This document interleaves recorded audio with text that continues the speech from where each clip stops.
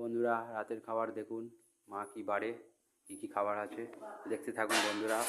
মার খাওয়া গেছে, বাবার খাওয়া গেছে, আমি কাজ করছিলাম, দেরি হয়ে গেল।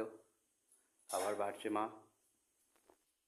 মাস্টার পুষ্টি ভাত, আলু ভাজা, পুষ্টি ভাত। বন্ধুরা সব দুপুর ঘরেরই রয়েছে।